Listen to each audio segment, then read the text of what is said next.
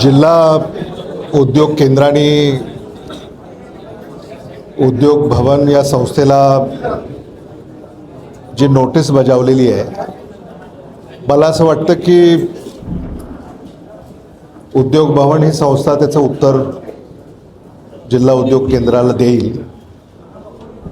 आणि आपण हे लक्षात घेतलं पाहिजे की उद्योग भवन ही जी सहकारी औद्योगिक संस्था आहे ही काय आजची नाही आहे. ही 1980च्या दशकातली संस्था आहे आणि मग जवळपास 4 दशकाहून अधिक कालावधी आता ओलाटला आहे. त्यामुळं नेमकं आज कुठला प्रश्न उद्भवला आहे या संदर्भामध्ये आता जिल्हा स्तरावर, शहर स्तरावर चर्चा होईल आणि त्यात कायदेशीर मार्ग हा काढण्याचा प्रयत्न असेल. या पत्रामुळे सर इथले जे व्यावसायिक आहेत ते संभ्रमात आहेत आणि भीतीचं वातावरण त्यांच्यामध्ये निर्माण झालं.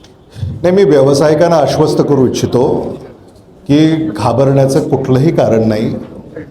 कारण जे व्यावसायिक आहेत ते कायद्याच्या चौकटीत राहूनच व्यवसाय करत आहेत. समजा ज्या परवानग्या त्यांना आजवर मिळाल्या त्या शासन स्तरावरूनच मिळालेल्या आहेत. मग त्या राज्य सरकारनं दिल्या असतील, त्या महानगरपालिकेनं दिल्या असतील. त्यामुळं मला असं वाटतं की याच्या खोलात जाणं आवश्यक आहे. हां, एखादी अनियमितता जिथं असेल, एखाद्या ठिकाणी कायद्याचं उल्लंघन झालं असेल तर त्याच्यावर कारवाई होईल. मात्र मूळ मुद्दा असा आहे की जे पोटभाडेकरू आहेत, म्हणजे बुक सेंटर आहे, झेरॉक्स सेंटर आहे, हॉटेलवाले, ते परेशान आहेत. पण जे 63 प्लॉट धारक आहेत ते कुठेही त्यांचं मत सांगत नाहीत. संस्था त्यांच्याबद्दल जे नोटीस संस्थेला आली ती संस्था त्याचं मत मांडत नाहीये. पॅनिक फक्त सर्वसामान्य व्यावसायिक झाला नाही. संस्थेला जी नोटीस आली आहे, संस्था त्याचं उत्तर जिल्हा उद्योग केंद्राकडे सादर करेल. साधारणतः मला असं वाटतं त्यांना अवधीसुद्धा दिला असेल. आणि लोकप्रतिनिधी म्हणून आमची ही भूमिका आहे की इथं ज्या काही अडचणी आहेत किंबहुना जे प्रश्न आज उद्भवलेले आहेत ते कायद्याच्या चौकटीमध्ये राहून आपल्याला कसे सोडवता येतील यासाठी आम्ही प्रयत्नशील असणार आहोत. आरोप असाही होता की ज्या कारणासाठी ही सगळी जमीन आवंटित करण्यात आली होती त्या पद्धतीचे उद्योग या ठिकाणी उभारले नाहीत, भलतेच उद्योग उभारले आणि त्यातून हा सगळा पेच निर्माण झाल्याचं बोललं जातं. नाही, हे खरं आहे की ही संस्था, या संस्थेला सुरुवातीला उत्पादनासाठी हे भूखंड देण्यात आले होते. पण आता ते 80च्या दशकामध्ये देण्यात आले होते. त्याच्यानंतर उद्योग याची परिभाषासुद्धा बदलली. आता शहराच्या हद्दीमध्ये सुद्धा कुठले उद्योग सुरू असावेत किंवा नसावेत याचे सुद्धा नियम आता अलीकडे आलेले आहेत.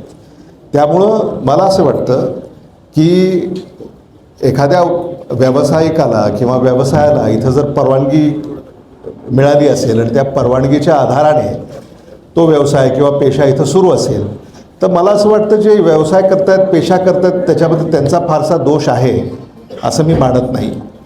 आणि समजा शासनाला किंवा उद्योग विभागाला एखादी तक्रार आली असेल आणि त्या तक्रारीचं निवारण ते करणार असतील तर संस्था त्यांना उत्तर देईल ना. सर, या भूखंडामध्ये ज्यावेळेस लेआउट पडत होतं त्यावेळेस ग्रीन बेल्ट आरक्षित करण्यात आला होता, पण ते ग्रीन बेल्ट आता नाही, त्या ठिकाणी बांधकाम झालेलं आहे. नाही, मी आपल्याला म्हणजे एवढंच सांगू इच्छितो की असं काही झालं असेल तर लातूर शहर महानगरपालिका जी इथं प्लॅनिंग अथॉरिटी आहे त्यात ते लक्ष घालतील आणि ग्रीन स्पेस किंवा ॲम्युनिटी स्पेस जो शहराचा हक्क आहे तो शहराला मिळवून देण्यासाठी आम्ही कुठेही मागे राहणार नाही. आजची चिंतन बैठक तुम्ही बोलवली आहे, नुसतं काय आता निश्चित होणार आहे व्यापाऱ्यांना इथल्या? मला इथल्या घटकांचं ऐकून घ्यायचं आहे. त्यासाठी मी आणि माझे सगळे सहकारी इथं आज आलेले आहोत. नीट पेपर फुटी प्रकरण हे दुर्दैवी आहे. त्याचे धागेदोरे लातूरपर्यंत आलेत, हेच धक्कादायक आहे. या धक्क्यातून अनेक जण अजून सावरलेले नाही आहेत. पण मी माझ्या सामाजिक माध्यमांवर जे मत मी व्यक्त केलं तिथंही मी म्हटलं की एखाद्यानं जर गुन्हा केला तर समाज गुन्हेगार होत नाही. आणि म्हणून मला असं वाटतं की म्हणजे सगळ्यांनाच त्या चष्म्यातनं जर आपण पाहायला सुरुवात केली तर ते थोडंसं अन्यायकारक होतं. लातूर पॅटर्न, लातूरचं हे जे काही वैशिष्ट्य किंवा गुणधर्म आहे तो अशा एका म्हणजे अडचणीमुळं किंवा एखाद्या अशा कृत्यामुळं त्याची हानी होणार नाही याची दक्षता आपल्या सगळ्यांना घ्यायची आहे. पण लातूर पॅटर्न हा अजून अनेक शिक्षण संस्थांनी डेव्हलप केला आहे. हा ट्युशनचा पॅटर्न होता, त्या पॅटर्न मधला असा प्रकार झाला आणि त्याला लातूर पॅटर्नशी जोडलं जातंय. हे मोठं दुर्दैव आहे. त्याबद्दल काय सांगा? लातूर पॅटर्न हा शिक्षणाचा पॅटर्न आहे आणि लातूरमध्ये महाविद्यालयांनी हे यश सुरुवातीला संपादन केलं आणि त्याच्यानंतर मग शिकवण्या यासुद्धा या ठिकाणी सुरू झाल्या. म्हणजे अगदी शालांत विद्यार्थी यांच्यासुद्धा शिकवण्या इथं घेतल्या जातात आणि महाविद्यालयीन विद्यार्थी यांच्याही शिकवण्या इथं घेतल्या जातात. लातूर आता कोटा अशी तुलना अलीकडच्या काळामध्ये सुरू झाली होती आणि मला लातूर पॅटर्नचा अभिमान आहे. कारण देशातल्या ज्या सगळ्या परीक्षा आहेत तिथं जितक्या संख्येनं लातूरून विद्यार्थी उत्तीर्ण होतात तितक्या संख्येनं या देशातल्या कुठल्याही शहरात विद्यार्थी उत्तीर्ण होत नाहीत. मला असं वाटतं हे लातूरचं वैशिष्ट्य आहे आणि आज त्याला दृष्ट लागते आहे. हे थोडंसं वेदनादायी आहे आणि म्हणून त्यातून बाहेर कसं पडायचं यासाठी आज आम्ही इथं एकत्रित आलेले आहोत. राजकारण बोलल्याचं वाटतं. राजकारण हा विषय येतो. दृष्ट लागती, ज्या कारणांमुळे दृष्ट लागती, जी कारणं त्याला कारणीभूत ठरतायत ज्या गोष्टी, त्याचा काही त्याच्यावर काही उपचार करावे लागतील की नाही, त्याच्यावर काही विचार करावा लागणार आहे की नाही? याच्यामध्ये पेपर फुटी प्रकरण आता देशामध्ये दुर्दैवानं या व्यवस्थेमध्ये कुठं काय बिघाड झाला आहे मला माहिती नाही, पण अनेक पेपर फुटले. त्यात मला काही राजकीय टिप्पणी करायची नाही. पण मला असं वाटतं पेपर फुटी प्रकरण हे अत्यंत गंभीर आहे. विद्यार्थी पालक यांच्यासाठी तर हे जीवघेणं आहे आणि म्हणून सरकारनं याच्यामध्ये आणखी कडक पावलं कशी उचलता येतील किंबहुना ज्या व्यवस्था आजपर्यंत त्यांनी राबवल्या त्यातसुद्धा त्रुटी आहेत, त्या त्रुटी आपल्याला कशा बाजूला सारता येतील यासाठी सुद्धा म्हणजे विरोधी पक्ष म्हणून आम्ही सरकारबरोबर काम करायला तयार आहोत. राजकारण घुसले असं वाटतं का तुम्हाला याच्यामध्ये? ते मला असं वाटतं ज्यांना राजकारण करायचं आहे त्यांनी करावं, पण प्रत्येक ह्याच्यामध्ये राजकारण केलंच पाहिजे त्या मताचा मी नाही आहे. पण ज्या पद्धतीने शिवराम मोठेगावकरांचा एक व्हिडिओ व्हायरल होतोय त्यात ते सांगतात की मी काँग्रेसच्या कार्यकर्त्याबद्दलचं नाही आहे तो मत, ते देशमुख परिवाराचा उल्लेख करतायत. देशमुख परिवाराचं 7 जणांचं खुंफुलावलं असं सांगतायत जाहीर व्यासपीठावर. त्यामुळे ते तुमच्याशी जास्त कनेक्ट आहेत असं भास होतोय. त्याबद्दल काय मला? नाही, शिवराज मोठेगावकरांची लातूरमध्ये कोणाची ओळख नाही आणि एखाद्या निवडणुकीमध्ये जेव्हा बुद्धिवंतांचा मेळावा होतो त्या मेळाव्यामध्ये एखाद्यानं वक्तव्य करणं काही वर्षापूर्वी आणि त्या वक्तव्याला आता या घटकेला ज्या घटना घडत आहेत त्याच्याशी जोडणं, मला असं वाटतं की याच्यावर काय टिप्पणी करायची. भैया याच भागामध्ये ज्या ठिकाणी 10 फुटाचा रोड आहे त्या ठिकाणी 5 ते 6 मजलीची बांधकामं झाली जिथं की FSIचा नियम पाळला जात नाही. महानगरपालिकेने घालून दिले नियम.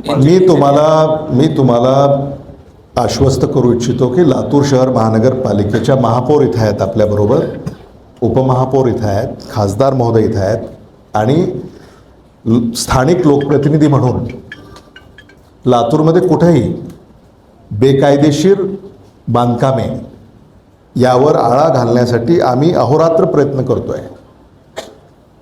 आणि म्हणून लातूर शहर महानगरपालिकेच्या बाबतीमध्ये एवढं आपल्याला मी सांगू शकतो की जिथं कुठं अनियमितता असेल ती अनियमितता आम्ही बाजूला सारणार आणि त्याच्यावर कारवाई करणार. जमिनी एकाच्या नावावर नाहीत, भाडेपत्र ज्यांच्या नावावर आहेत त्यांना परवानगी दिलेली आहे बांधकामाची महानगरपालिकेने.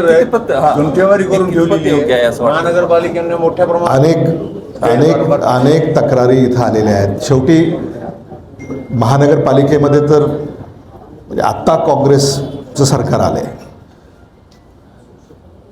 प्रशासकीय काळामध्ये सुद्धा अनेक परवानग्या देण्यात आलेल्या आहेत. खरं म्हणजे मला असं वाटतं की या सगळ्याच प्रकरणामध्ये चौकशी झाली पाहिजे आणि त्या चौकशीची मागणी मीच करतो. सखोल चौकशी झाली पाहिजे. शेवटी कुठंतरी याची सुरुवात झाली पाहिजे, कारण सामान्य माणूस याच्यामध्ये भरडला जातो, दुसरं काही होत नाही. बरं भैया, पेपर फुटी प्रकरणामध्ये सगळे धागेदोरे आता पार बुद्धिवाल्यापर्यंत गेलेत, लातूर शहरापर्यंत आले. पण एनटीएची काही जबाबदारी आहे की नाही? एनटीएच्या प्रमुखाचा अद्यापपर्यंत कोणी राजीनामा मागितला नाही, आता हे सगळं प्रकरण न्यायप्रविष्ट आहे. न्यायालयामध्ये सुनावण्या सुरू झालेल्या आहेत. त्यामुळे त्याच्यावर टिप्पणी करणं हे मी काही उचित मानत नाही. थोडासा वेळ आणि अवधी आपण दिला पाहिजे. खरं समोर येईल आणि त्यात जे दोषी आहेत त्यांना शिक्षा होईल. नाही, पेपर फुटीमध्ये दोषीवर शिक्षा होईल, पण एनटीएची काही जबाबदारी आहे की नाही? एनटीएची जबाबदारी आहेच ना, मूळ जबाबदारीच एनटीएची आहे. पेपर फुटला त्यांच्यावर कारवाई होईल, पण एनटीएचीच मूळ जबाबदारी आहे. त्यांनी आत्मपरीक्षण करण्याची गरज आहे आणि भारत सरकारनं आणखी कडक पावलं यामध्ये उचलावीत अशी आमची मागणी आहे. एका विद्यार्थ्याने आत्महत्या केली आहे भैया 8 दिवसात. दुर्दैवी आहे.